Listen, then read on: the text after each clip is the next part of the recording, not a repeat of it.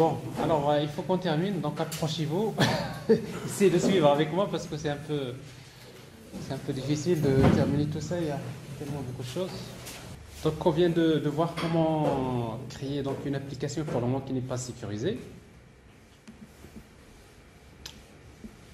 Donc je reviens ici. Voilà. Donc on est bien sur cette partie-là. Donc créer une application MVC côté serveur qui permet donc d'afficher la liste des produits. Maintenant on voudrait sécuriser donc cette application pour obliger l'utilisateur à être redirigé vers Keycloak pour s'authentifier d'abord avant d'accéder à l'application. Alors pour faire ça, donc, nous aurons besoin donc, d'intégrer un adaptateur Keycloak au niveau de l'application. Donc nous avons besoin d'ajouter donc une configuration Keycloak Adapter qui va avec Spring Boot. Alors pour cela donc on aura besoin d'ajouter une dépendance. Alors c'est fait, ça c'est fait. Alors la sécurité. Donc pour pouvoir donc sécuriser l'application, donc on aura besoin d'abord d'utiliser Keycloak Spring Boot Starter. Donc il y a un adaptateur Keycloak qui va avec Spring Boot. Mais également on va utiliser Spring Security parce qu'en fait avec Spring Security on peut par exemple définir voilà, les différents droits d'accès, quelles sont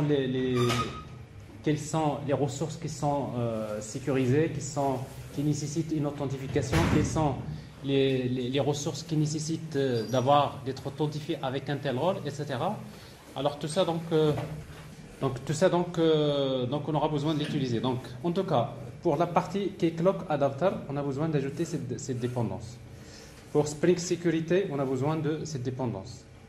Mais après pour TeamLeaf, parce qu'en fait au niveau de notre interface, quand un utilisateur est authentifié, on va essayer donc d'afficher un certain nombre de choses au niveau c'est-à-dire au niveau des menus c'est-à-dire de la page template. Quand l'utilisateur n'est pas authentifié, les éléments dont il n'a pas le droit d'accès, il ne faut pas les afficher. Donc ça veut dire que nous avons besoin d'une dépendance qui permet à TeamLeaf facilement au niveau de la vue de gérer ça. Alors pour cela, donc, on va utiliser TeamLeaf Extra Spring Security 5. Donc ça c'est une dépendance qu'on va ajouter. Donc je répète, dans ces trois dépendances, il y a Keycloak Spring Boot Starter. Ça c'est le plus important pour nous. C'est Keycloak Adapter. Avec ça, on peut sécuriser l'application. Spring Security parce qu'on va voir que Keycloak il permet de s'adapter facilement avec Spring Security, ce qui vous permet de tirer bénéfice de Spring Security et Keycloak.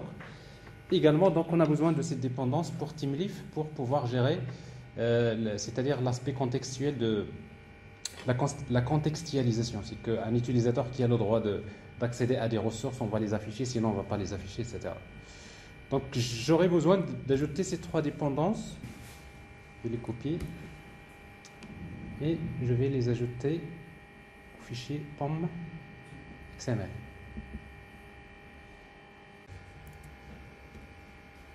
Donc voilà les trois dépendances dont on aura besoin.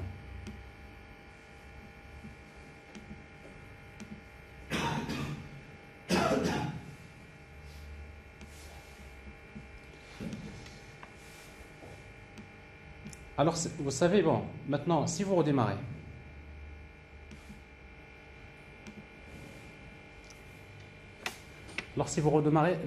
qu'est-ce qui va se passer?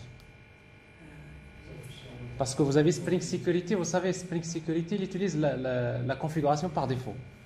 Et la configuration par défaut donc nécessite, il vous affiche un formulaire d'authentification. Donc c'est ce que je vais vous rappeler d'abord. Donc c'est parce que vous utilisez Spring Security. Alors il y a une erreur ici. Voilà. Alors la première, c'est que des moments que nous utilisons Keycloak, alors on a besoin donc de configurer donc Keycloak Adapter. Alors c'est pour cela d'ailleurs il vous dit que voilà au niveau du démarrage il vous dit que il n'a pas trouvé un objet de type Keycloak Spring Boot Configure Resolver. Alors, donc, si vous voulez que Spring, plutôt Keycloak Adapter puisse fonctionner, on a besoin d'avoir cet objet-là dans le contexte de l'application. Alors, pour le faire, donc ça c'est la première des choses qu'on va faire. On va dans notre application, on va créer une classe de configuration. Alors, bien sûr, j'ai créé mon code dans le même fichier. Ça, vous savez, généralement il faut séparer, n'est-ce pas? Alors, ça vous savez le faire. Alors, donc ici, je vais utiliser une classe Keycloak.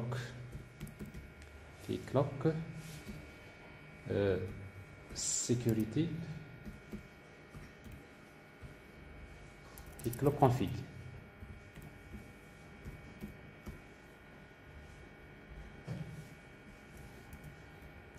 Alors, c'est une classe de configuration. Alors, on a besoin de créer un bin. Ce bin-là, c'est Keycloak. Alors, Keycloak Spring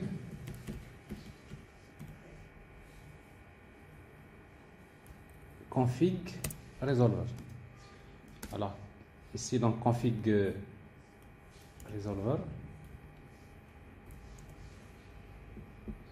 Return new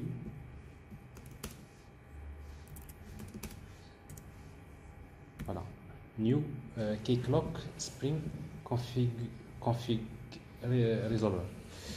Alors ça c'est la première des choses. Ça c'est en fait avec Keycloak vous aurez besoin d'avoir cet objet là dans le contexte. On va utiliser une configuration par défaut.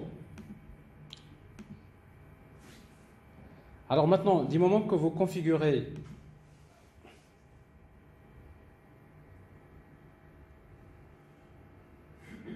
alors si vous démarrez, vous allez avoir en fait un autre souci.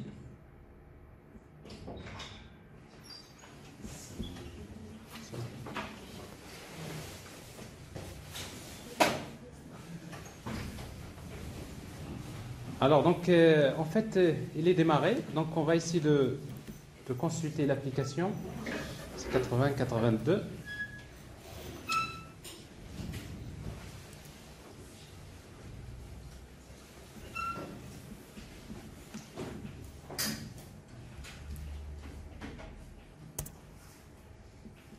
Alors qu'est-ce que vous remarquez? Alors par défaut, donc il est dans un, c'est-à-dire il va tenter de s'authentifier. Alors en fait ici il y a Keycloak en fait adapter qui est là, mais il n'est pas configuré. Alors d'ailleurs si vous regardez parmi les messages d'erreur, il vous dit en fait Keycloak il ne connaît pas comment s'appelle le Realm, il ne connaît pas quelle application qu'on va sécuriser. Donc autrement dit, donc si vous vous rappelez, on avait créé une configuration dans notre application, au niveau des applications.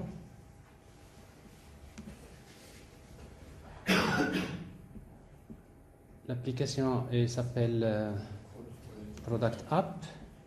Dans Installation, si vous vous rappelez, il y avait un certain nombre de propriétés de configuration qu'on devrait avoir. Je vais les montrer. Alors en principe, l'application, que ce soit JavaScript ou bien généralement Java ou n'importe quelle application qui a besoin de configurer un Keycloak adapter, a besoin de ces propriétés-là dans son contexte. Alors d'habitude, dans les autres applications, c'est plutôt un fichier qui s'appelle keycloak.json. Alors ici, on n'a pas, dans Spring Boot, on n'a pas besoin de créer un fichier keycloak.json, mais on va utiliser tout simplement ces propriétés-là directement dans le fichier application.properties. C'est ce que je vais faire. Alors dans le fichier application properties, donc on va utiliser Keycloak Realm. Alors vous voyez donc ici, c'est quoi le Realm? Comment il s'appelle? Voilà. Alors on va faire des copier-coller. Ensuite, quoi d'autre? Vous aurez besoin de spécifier où se trouve Keycloak. Donc on a besoin d'une propriété, cette propriété-là, c'est-à-dire Keycloak server URL. Alors c'est ce que je vais faire. Donc Keycloak server URL. Alors je suppose que maintenant, à chaque fois qu'il va s'authentifier, il sait où est-ce qu'il va se rediriger pour faire l'authentification. Autre chose, on aura besoin de l'application à sécuriser, c'est la ressource. Alors comment il s'appelle l'application? Product App. Alors Keycloak Resource. Et après, on a besoin également d'une autre propriété, c'est Public Client. Alors quand il s'agit de, quand vous sécurisez les applications front-end, généralement c'est des applications publiques, n'est-ce pas? Donc ça veut dire qu'ici on va mettre true. Parce que quand vous mettez true, ça veut dire que quand vous tentez d'accéder à une ressource qui est protégée, il fait une redirection. Parce qu'il sait qu'il s'agit de la partie front-end de l'application. Mais quand il s'agit d'une API REST, par exemple un service REST, on ne va pas utiliser public client, c'est pas true, c'est false. Alors dans ce cas-là, on aura besoin d'utiliser d'autres propriétés. Alors je prends donc alors Keycloak public client, vous mettez. Alors voilà les. Schneider? Oui. Alors donc ça c'est en quelque sorte la configuration qu'on a besoin de faire ici. Alors a priori, donc ça devrait marcher, sauf que pour le moment par défaut, il suppose que toutes les ressources sont sécurisées. Donc après on aura besoin de spécifier quelles sont les ressources qui sont sécurisées. Pour accéder à telle ressource, on a besoin d'être authentifié ou non, avec quel rôle. Donc pour faire ça, on va le faire avec Spring Security, c'est-à-dire on va créer une classe de configuration de Spring Security comme vous avez l'habitude de faire et on va le faire. Alors si on tente maintenant d'accéder à l'application directement comme ça, vous allez remarquer qu'il va ici donc déjà bon, le formulaire que vous voyez là, c'est le formulaire de quoi? Spring Security. Donc pourquoi? Parce qu'il y a la configuration par défaut. Ça c'est pas le serveur Keycloak. Alors c'est pour cela, ici, donc, nous aurons besoin de compléter notre configuration en créant la classe de configuration de Spring Security.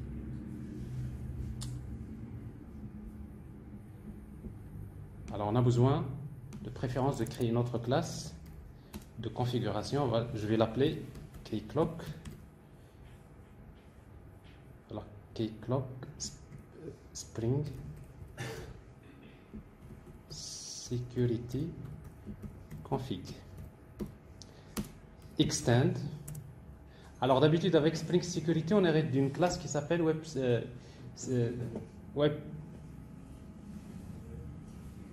Spring. Alors vous voyez donc c'est les effets des après-midi, des dimanches. Alors c'est Spring Security Web Configure Adapter.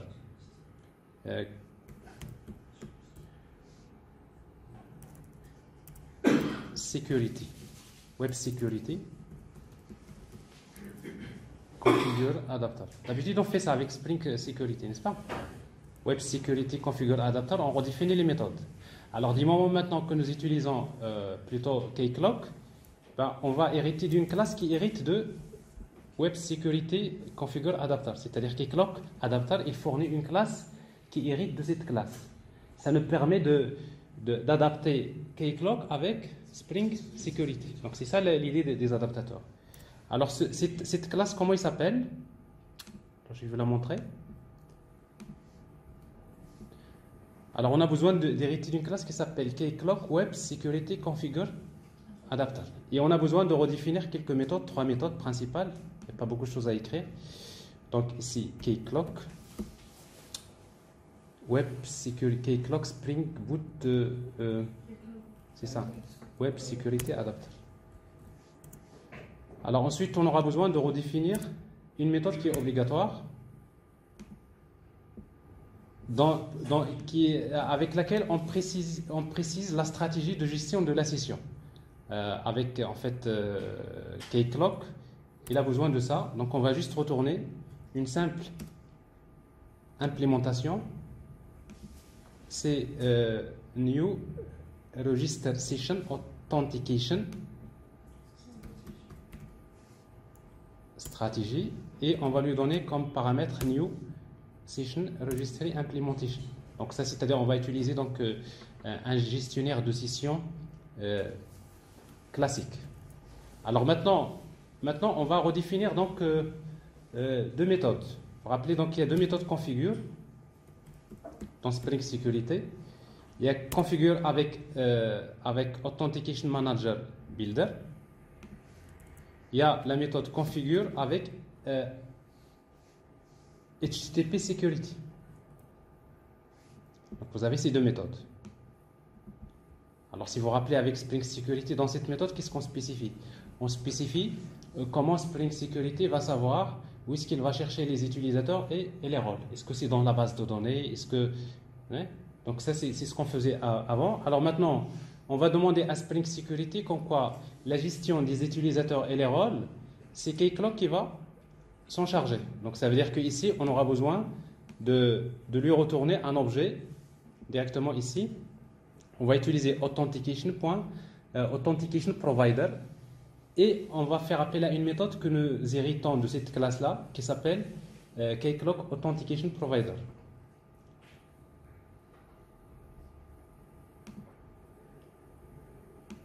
Donc ici, authentication provider et on va appeler cette méthode-là qui s'appelle Keycloak. Keycloak, c'est une méthode. Alors en fait, cette méthode-là, Keycloak Authentication Provider, c'est une méthode que nous avons héritée de cette classe. Il vous retourne tout simplement la configuration qu'il faut pour que Spring Security sache qu'en quoi il va déléguer lui-même la gestion la gestion des utilisateurs et les rôles. C'est l'adaptateur Keycloak qui va s'en occuper. Il reste la dernière. Alors pour la dernière, qu'est-ce qu'on va faire maintenant? Les autorisations. Alors on va utiliser http://authorize_request.intMasters. Par exemple, ici, donc je voudrais protéger une ressource. Alors je vais utiliser /products /étoile. On va dire tout simplement nécessite une authentification. C'est bien ça? Oui. Alors, soit que si vous mettez authenticated, ça veut dire quoi? Pour accéder à cette ressource, il faut d'abord s'authentifier. Mais si vous lui dites has autorité ou bien has role, il vous spécifie le rôle. Par exemple, ici, app manager, ça veut dire quoi?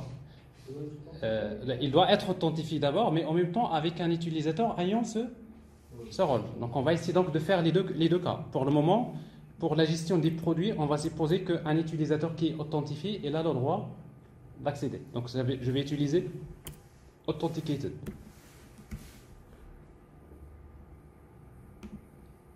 Et le tour est joué. Alors ici donc vous allez voir en principe. Alors en résumé, donc pour pouvoir sécuriser votre application via Keycloak dans une application Spring Boot, donc vous aurez besoin juste d'abord dans votre... Alors il nous faut quand même quelque chose parce que ça c'est... Il faut ajouter une annotation.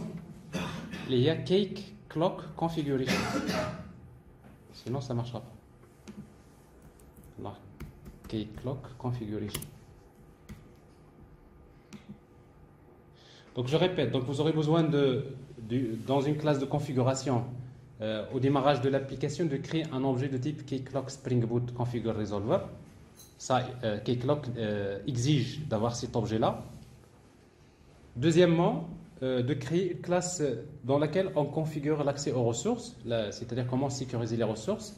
C'est une classe qui hérite de Keycloak Web Security Adapter, Configure Adapter, qui hérite elle-même de Web Security Configure Adapter de Spring Security, et dans laquelle on aura besoin de redéfinir trois méthodes.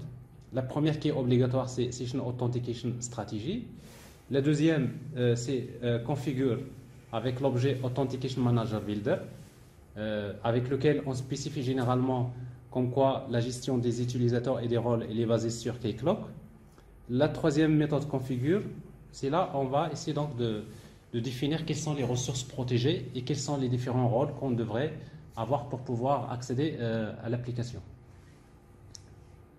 Ça va? Alors maintenant, on va regarder ce qui va se passer. Alors, si vous demandez, normalement ici, vous voyez, donc vous accédez à l'application normalement. Pourquoi? Parce que la ressource slash ou bien slash index, pour le moment, il y a une seule ressource qui est protégée, laquelle?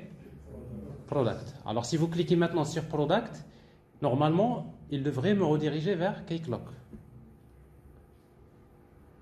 Alors, qu'est-ce que vous voyez ici? Donc, vous êtes dans un formulaire d'authentification qui est fourni par Keycloak.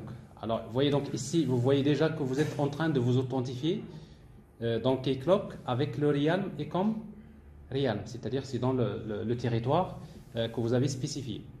Alors maintenant, il va falloir spécifier un utilisateur qui est déjà créé. Alors dans notre configuration, nous avons déjà en quelque sorte créé des utilisateurs. Nous avons créé déjà un utilisateur dont username est Mohamed avec un mot de passe. On avait choisi 1, 2, 3, 4, mais logiquement qui devrait être changé par l'utilisateur. Alors c'est ce que je vais faire ici. Mohamed 1, 2, 3, 4 login. Alors regardez, donc c'est parce que c'est la première utilisation de l'utilisateur, il vous oblige de modifier le mot de passe. Alors ici donc je vais utiliser encore 1, 2, 3, 4. Pour le moment il n'y a pas d'exigence sur les mots de passe. Après on va changer la politique des mots de passe. Submit. Alors ici maintenant je suis authentifié et j'arrive à accéder à la ressource. Alors si je reviens à ce que je viens de vous montrer tout à l'heure, on est en train d'être dans ce contexte-là. Donc vous voyez donc, j'ai demandé index, j'ai la page, j'ai cliqué sur product. Qu'est-ce qui s'est passé? Parce que product est protégé, il y a une redirection vers Keycloak. J'ai le formulaire. Je viens de saisir mon username et mon mot de passe. Il m'a authentifié. Il va me rediriger encore vers quoi? Vers slash. Déjà, ça je l'ai sorti tout à l'heure, vers d'abord login. Parce qu'il va appeler d'abord le Keycloak adapter pour lui dire login avec le code tel. Ce qui fait que mon application mon adaptateur a aussi envoyé une requête vers Keycloak. Alors c'est des choses qu'on n'a pas vues, mais il a envoyé une requête vers Keycloak pour lui demander donne-moi le token. Alors ici donc j'ai le token, la session elle est créée et après c'est à ce moment-là qu'il va rediriger vers product.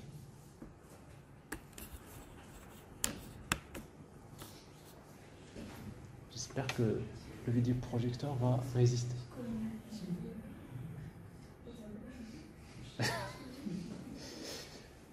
C'est bon? Bien. Alors maintenant, du moment que nous avons donc vu juste comment sécuriser donc Alors ici, du moment que je suis authentifié, ben, j'aimerais bien afficher ici le nom de l'utilisateur qui est authentifié et d'ajouter les liens pour se déconnecter et également pour modifier les informations sur mon compte. Alors ça, c'est des choses classiques qu'on a besoin dans les applications. Alors pour cela, on va utiliser... Voilà, ce qu'on va ajouter donc ici donc, dans la vue TeamLeaf, nous allons ajouter dans la partie où il y a le menu, on va ajouter quelque chose comme Security Authorize. C'est-à-dire que cette partie-là, normalement, on devrait l'afficher uniquement si l'utilisateur est déjà authentifié. Donc ici, donc, je vais utiliser le namespace que je viens de... Alors si vous vous rappelez, nous avons ajouté une dépendance. Alors, quelle dépendance est celle-là? C'est TeamLeaf Extra Spring Security. Alors, donc, je vais la déclarer dans ma page template. Donc, je vais ajouter un namespace. Donc, c'est XMLNS sécurité comme préfixe égal.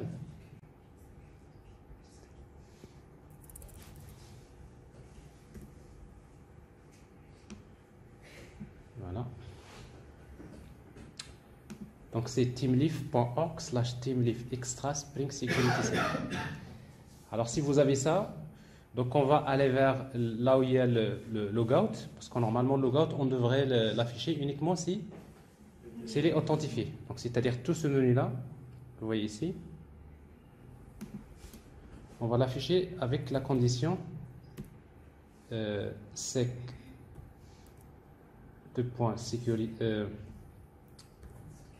sec quoi? Qu'est-ce que je suis en train de faire? Alors, voilà.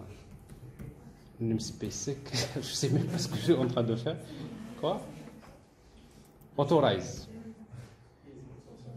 Non, authorize d'abord. Alors, le namespace, il s'appelle bien. Voilà, sec. Alors, authorize égale is authenticated.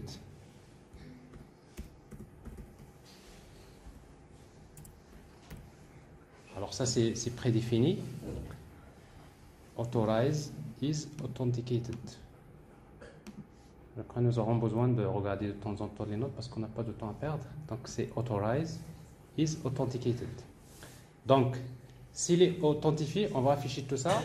Mais en même temps, on va afficher quoi? On va afficher le nom sec authentication. On va afficher le nom de l'utilisateur qui est authentifié. Donc on va utiliser name. Alors, au lieu d'afficher ici username, qu'est-ce qu'on va faire? On va utiliser span, par exemple. Un span. En fait, à vrai dire, on n'a pas besoin de créer, de créer un A. Il n'y a pas de... Non? C'est bien ça? Alors, je vais créer un... C'est pas ici. Là, je mets rien. Je peux le mettre directement ici. Je fais un span pour lequel je vais utiliser sec authentication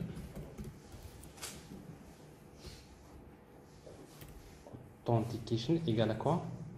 Name. Authentication. Ouais, authentication.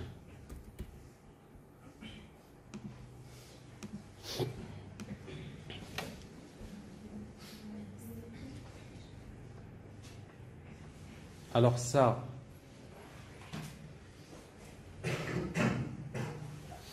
celui-là, logout, quand est-ce qu'on va... Alors, authentication, non, a priori, c'est ce que nous avons ici. Alors, nous avons ça, et quoi d'autre? Voilà, nous aurons besoin de faire un logout. Alors, logout, on va utiliser donc ici directement, on va appeler soit l'action logout, qu'on va ajouter dans l'application.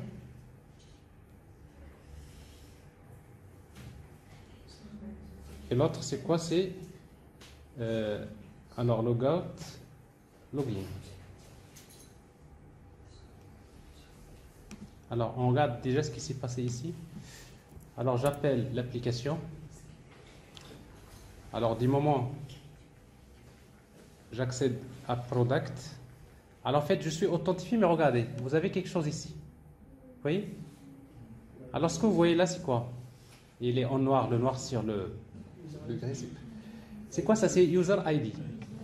Donc, c'est-à-dire parce qu'un utilisateur, quand il est créé, vous avez son identifiant. Moi, je voudrais lui dire ce n'est pas un...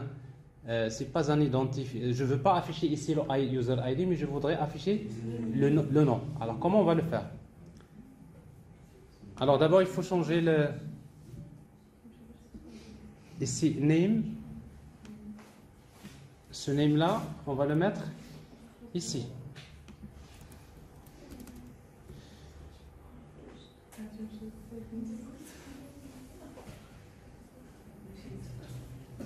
Alors, pour changer, on va justement ajouter une autre propriété. Alors, la propriété qu'on va ajouter est celle-là. Keycloak principal attribute, c'est... Vous pouvez mettre email, vous pouvez mettre, en fait... C'est-à-dire, quand il récupère le JWT, il trouve toutes ces informations-là. Donc, je vais lui dire donc de m'afficher name Donc, Keycloak principal attribute.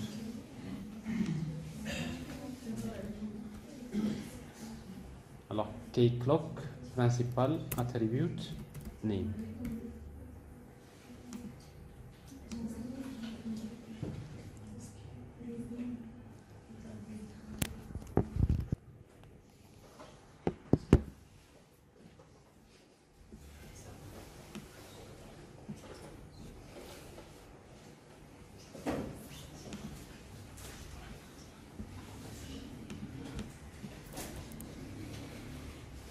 Alors, on regarde l'application.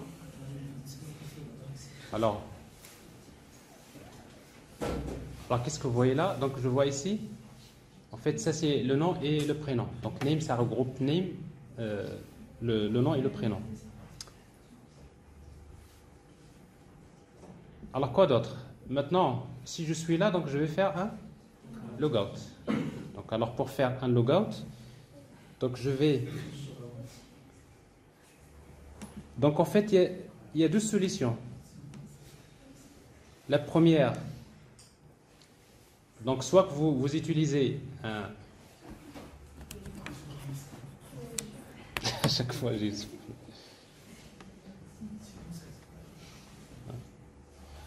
Donc, en fait, j'ai deux solutions.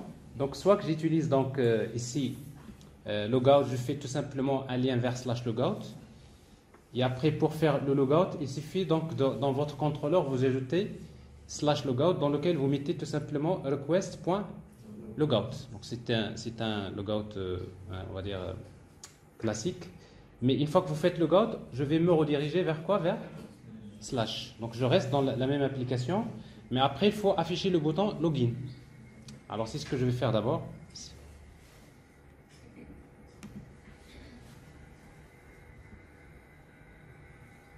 Alors, template, donc ici, logout, je vais utiliser /logout. Alors, dans ce cas-là, j'ai besoin dans le contrôleur. Alors, pour ne pas, si vous voulez changer ce contrôleur-là, vous le laissez. Donc, on va créer un autre contrôleur dans lequel on aura ajouté quelques éléments.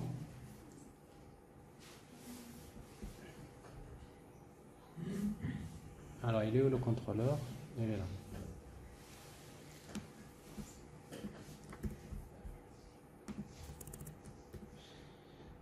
Donc, je vais l'appeler sécurité contrôleur. Bon, je n'ai pas besoin pour le moment de ça. Pour le moment, je vais juste faire un logout. Et on va lui demander d'injecter HTTP servlet request. Pour faire un request, il suffit d'utiliser, donc c'est l'objet request.logout. Alors quand vous faites logout, vous avez besoin de faire un throws, parce qu'il y a une exception qu'il faut lever, servlet exception, et on va retourner redirect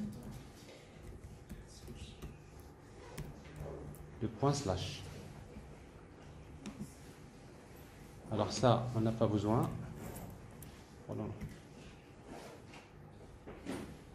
Alors ça, c'est logout. Alors maintenant, une fois que j'ai fait logout, je devrais également penser à faire un... Alors tout ce menu-là, que vous voyez ici, ce menu, quand est-ce qu'on va l'afficher? Uniquement si on est en login. Donc c'est-à-dire on va utiliser encore Security Authorize égal is authenticated.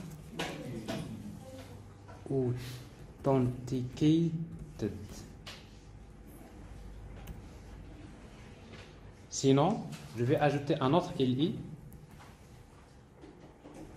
Je n'ai pas besoin. Voilà, un autre LI dans lequel je vais mettre. Alors ce LI là, je vais mettre un lien, un bouton.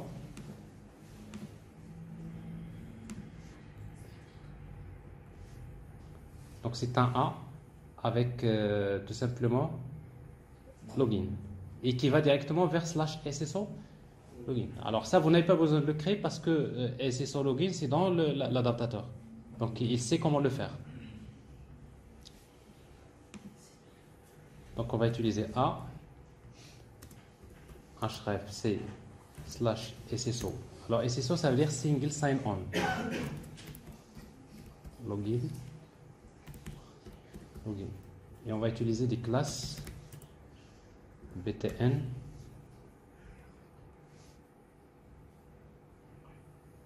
c'est un lien navlink tout court, mais avec ici donc nav item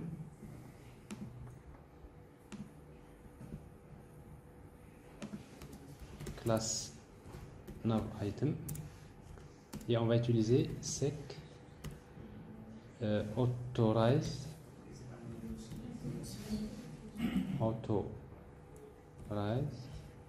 égale à quoi? Is anonymous. Anonyme.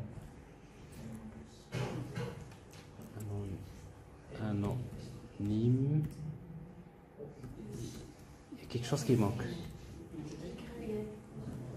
Alors, anonyme.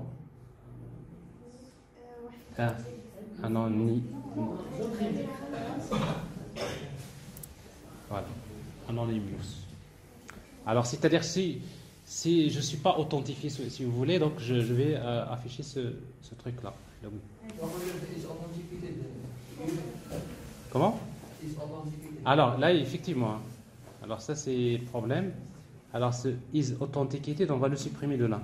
Vous êtes d'accord?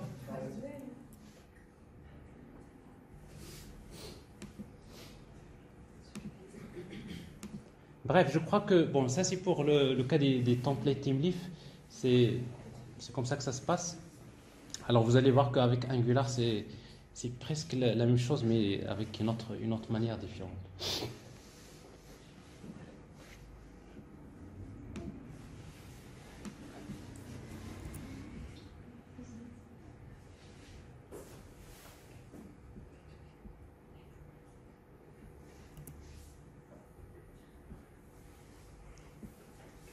Alors, je ne sais pas si vous le voyez, il y a un bouton Login.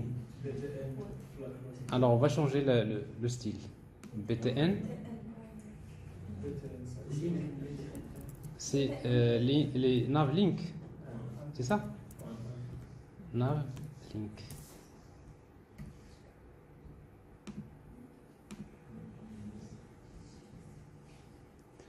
Alors, qu'est-ce qui reste encore? Qu'est-ce qui reste?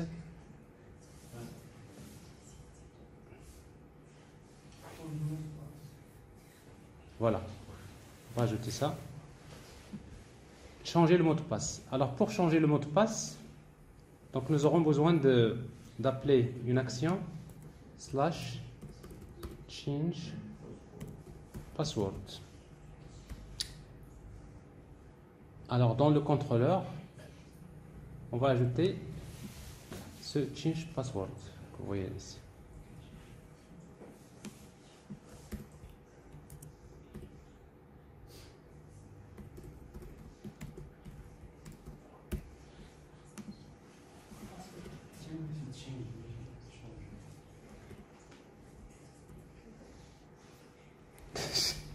Effectivement, change password. Alors, donc, change password. Alors là, il faut écrire un peu de code, quelques lignes. Alors, qu'est-ce qu'on va écrire pour change password? Donc, vous aurez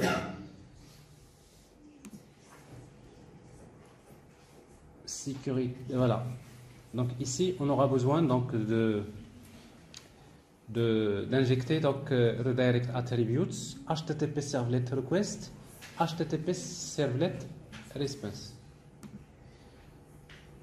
Alors redirect attributes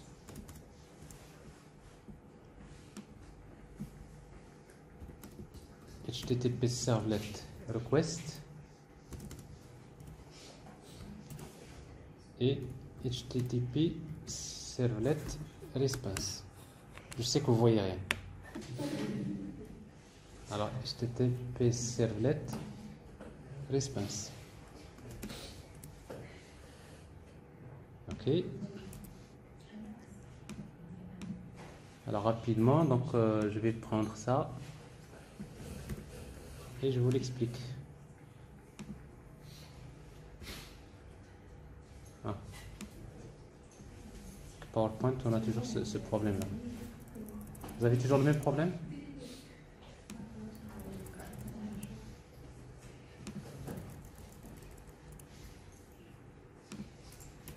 Voilà, donc on va utiliser donc HTTP façade qui est fourni par Keycloak. New simple HTTP façade, on va l'importer. Request response, donc ça c'est une classe qui est fournie par Keycloak. Keycloak deployment égale, là on aura besoin d'un objet adapter deployment context qu'il faudrait injecter dans le contrôleur. Donc c'est adapter deployment context. Et vous utilisez hotwired. Alors en fait, adapter deployment context, et vous appelez la méthode resolve deployment façade. Donc là, il faut lui lier cette façade-là. Et après, vous utilisez attributes. Comment on les a appelés déjà ici?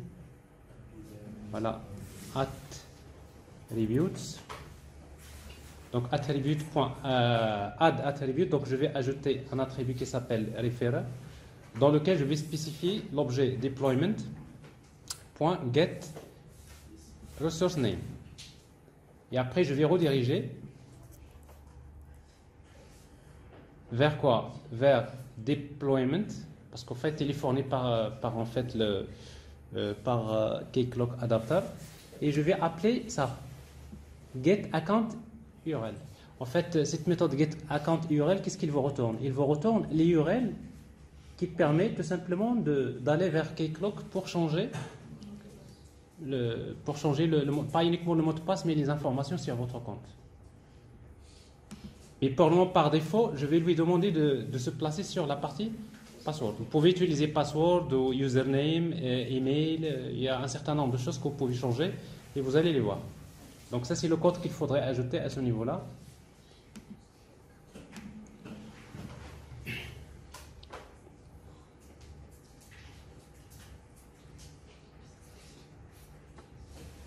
Et je crois que même il y a un endpoint dans l'adaptateur qui a déjà, dans lequel vous trouverez déjà ça.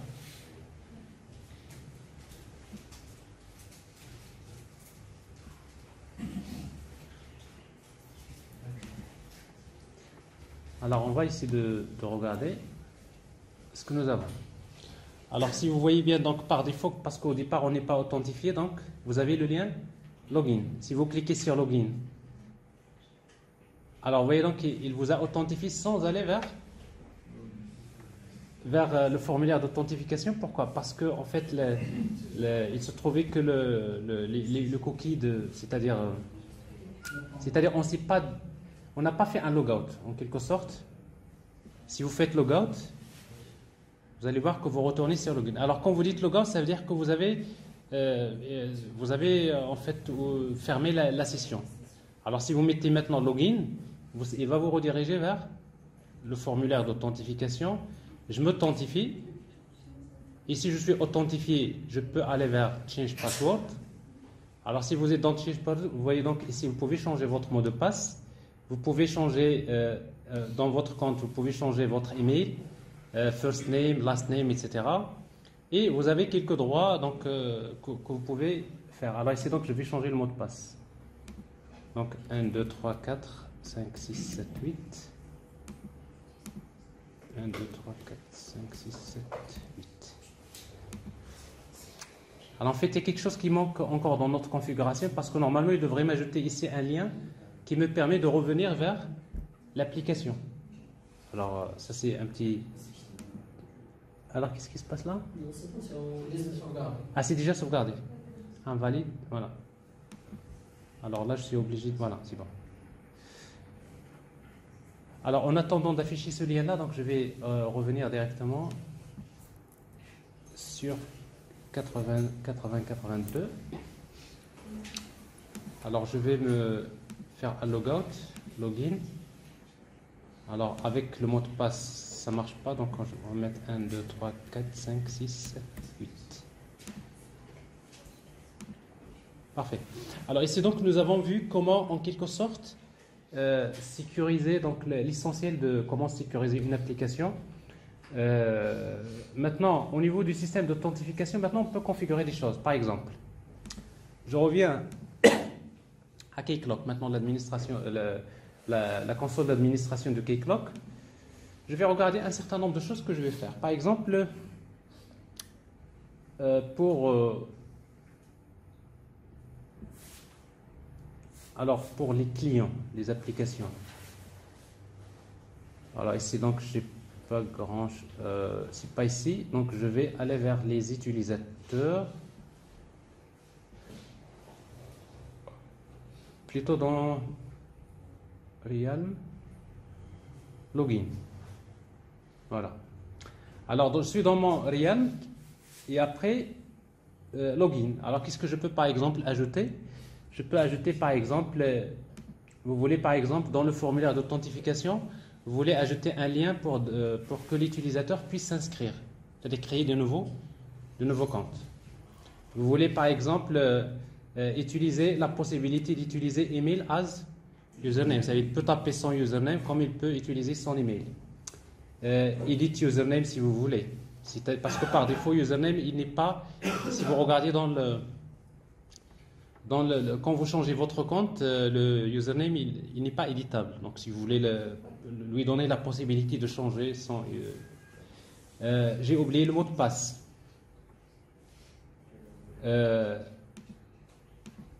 Remember me. Donc il y a une case à cocher qui s'ajoute. Vérifier l'email. Donc il va vous envoyer. Mais si vous dites vérifier email, eh bien, il faudrait dans email, il faut spécifier la configuration sur le SMTP host. Parce qu'en fait, il faut spécifier dans votre configuration quel est le serveur SMTP qui va être utilisé pour relayer, si vous voulez, l'envoi des emails. Alors, j'ai pas sauvegardé tout ça, donc j'ai ça, email. Forget password, remember me, login as with email, save. Alors je reviens à l'application, logout, login. Alors qu'est-ce que vous voyez? Donc vous avez les liens forget password, vous avez remember me, vous avez reset. Alors maintenant je voudrais créer un utilisateur, donc il vous demande le nom. Hassan Yassine.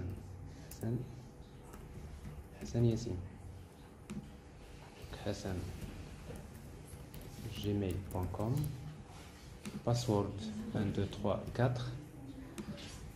1, 2, 3, 4. Enregistrer. Il a enregistré l'utilisateur et vous êtes authentifié. Alors quoi d'autre? Double authentification. Alors par exemple, vous savez que parfois pour des utilisateurs sensibles, utiliser username et password c'est pas parfois suffisant. Vous voulez utiliser une double authentification avec par exemple OTP. Vous savez ce que c'est OTP? Hein? Non.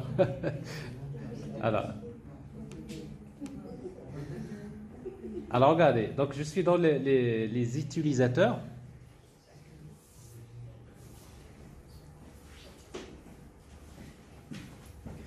Les clients, applications. Alors tout ça, donc ça c'est les clients publics.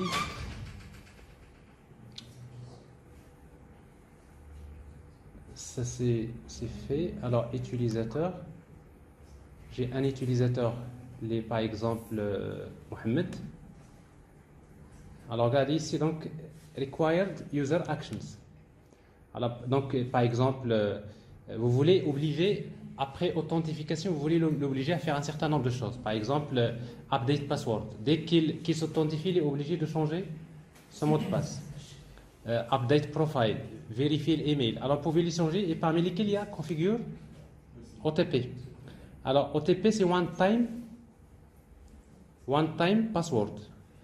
Donc c'est un autre système d'authentification qui permet de demander à l'utilisateur de saisir un code qui va être généré par une autre application de type OTP et qui synchronise avec, bien sûr le service d'authentification pour pouvoir s'authentifier. Alors si vous ne l'avez jamais fait, je vais le faire, enregistrer. Je vais ajouter ça. Et après, je vais tenter je vais m'authentifier d'abord en tant que Mohamed. Alors vous allez remarquer quelque chose, regardez, c'est ça OTP. Donc ici, pour pouvoir m'authentifier, il me demande de taper un code, un autre code. Mais ce code-là, si vous voulez le savoir, si vous voulez le trouver, il vous faut une application de type OTP. Alors je vais dans votre application mobile. Alors pour vous montrer ce qu'il y a dans mon... Alors je vais vous montrer ce qu'il y a dans mon téléphone. Je ne sais pas si je peux projeter ça.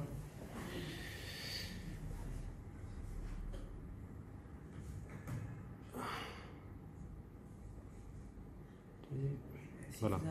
Je vais projeter ça.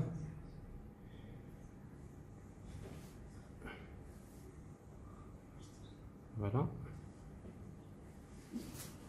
Téléphone. Commencer. Alors, je sais pas si... Bon, ça c'est mon téléphone. Vous voyez des choses. Alors, ici je vais installer une application que, par exemple, Google Authenticator. Je ne sais pas si vous la connaissez. Alors, en fait, Google Authenticator, alors ça, je vais le mettre ici. OK? Alors, regardez, il vous affiche ici un QR code. Je vais utiliser Google Authenticator et je vais lui demander d'ajouter, c'est-à-dire cette application-là. Parce que là, il contient des informations sur des informations qui sont transmises par, bien sûr, par Keycloak. Scanner le code à barre. Je vais le scanner. Il l'a déjà scanné. Il est là. Après, il vous génère un mot de passe. Alors ce mot de passe, je vais le taper ici. Mais ce mot de passe-là, attention, il change chaque... c'est-à-dire que quand vous lancez l'application, il vous donne un mot de passe. Vous voyez donc qu'il a changé. Donc c'est un mot de passe qui est généré par votre application en synchronisation avec Keycloak. Donc Keycloak, lui, parce qu'en fait, il faut regarder l'algorithme OTP, il utilise... alors si vous remarquez déjà... Alors ici, ce que je vais faire, donc je vais taper... Si vous voulez voir les deux en même temps, je vais faire ça. Cette application comme ça. Alors donc je vais taper ce code là. C'est 0 39 948. Avec ça, je suis authentifié. Alors je reprends. Donc je vais me déconnecter. Logout. Login. Avec l'utilisateur tout à l'heure que j'ai créé, c'est Hassan, c'est ça? Hassan. Avec Hassan, je n'ai pas besoin. Je m'authentifie sans passer par OTP. Parce qu'en fait, je ne l'ai pas configuré. Mais pour l'utilisateur Mohamed,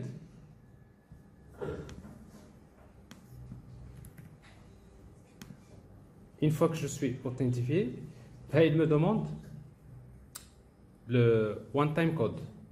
Alors ce one-time code là, il me faut une application qui a déjà scanné l'application, elle est là. Donc je vais donc donner ce code qui est là. Donc c'est 57 0 412. Et voilà. Alors si vous tapez un autre code qui est différent de celui-là, mais c'est un code qui change, vous allez voir que je crois, chaque 30 secondes, il change, mais c'est configurable. Alors la même chose, si vous voulez configurer pendant combien la fréquence de changement, alors tout ça, vous le trouverez dans la configuration. Alors ici, donc j'ai utilisé ce comportement-là, et après vous pouvez le supprimer pour un utilisateur. Et sinon, si vous voulez configurer c'est-à-dire ces éléments OTP, on va les retrouver dans Realm, plutôt dans Authentication. Voilà, OTP Policy.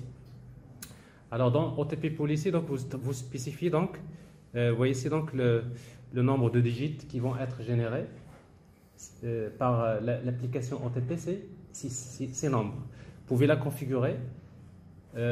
Vous avez d'autres, voilà la période, c'est 30 secondes. Alors en fait, le code à barre qui a été généré au début, quand vous avez scanné avec votre application mobile, il a pris toutes ces informations. Donc ça veut dire que l'application OTP que vous avez installée dans votre application mobile, il sait comment, il a déjà pris des informations qui lui permettent, au bout de 30 secondes, il vous génère un mot de passe. Et comme l'horloge est synchronisée, ça veut dire que Keycloak, il génère, il connaît le mot de passe à un instant T, et votre application vous le donne. Alors ça, c'est une manière un petit peu de faire ce qu'on appelle double authentification. Je ne sais pas si vous l'avez jamais fait ou pas. Ça peut être utile.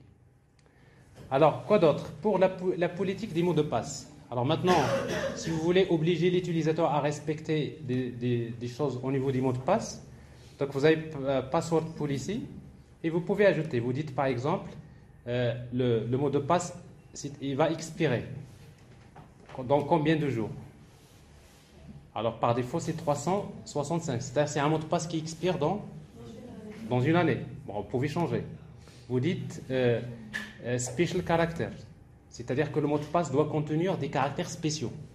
En fait, les caractères spéciaux, vous les connaissez, donc ça peut être tiré, underscore, etc., etc.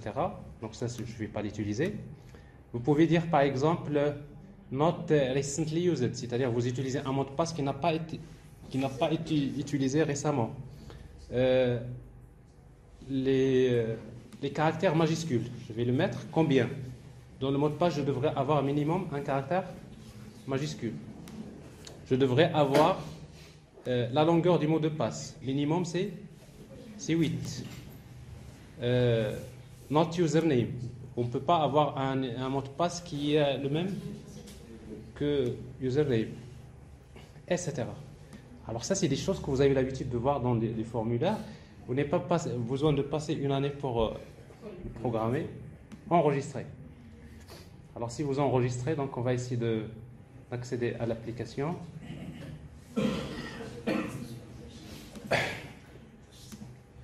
Logout.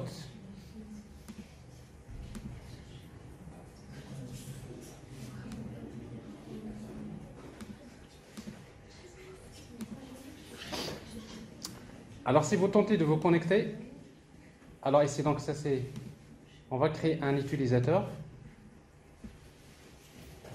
Rachid.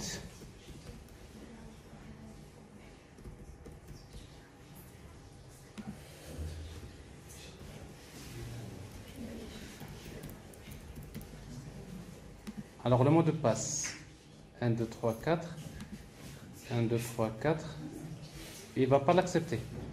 Vous voyez donc c'est le mot de passe, il est incorrect. Alors il devrait avoir minimum 8 caractères. Il devrait avoir un truc majuscule, une lettre minuscule, A majuscule, Z minuscule, 1, 2, 3, 4, 5, 6. Donc A majuscule, Z minuscule, 1, 2, 3, 4, 5, 6. Tout ça, il l'a accepté.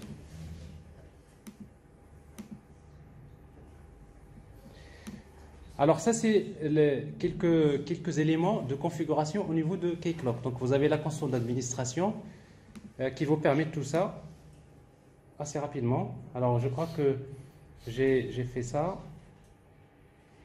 Je vous ai montré également comment faire ça. C'est fait. Alors ça, c'est la configuration. Créer un utilisateur. Créer les rôles. Alors les rôles, on ne les a pas encore utilisés. Alors ça, c'est les mots de passe, donc il expire, etc. Donc ce qu'on a fait pour Realm, on peut le faire pour un utilisateur. Ajouter les rôles, ça, je vous ai montré un exemple. Alors c'est quoi ça? Attribuer des rôles, c'est déjà fait. Accéder à l'application, c'est fait. Ça, on l'a fait. Accès, paramètres d'authentification, c'est fait. Vérification email, j'en ai parlé. Accès au compte, c'est bon. Double authentication, donc ça j'ai parlé de OTP. Voilà, alors ça c'est la partie. Alors maintenant, je vais faire maintenant un microservice.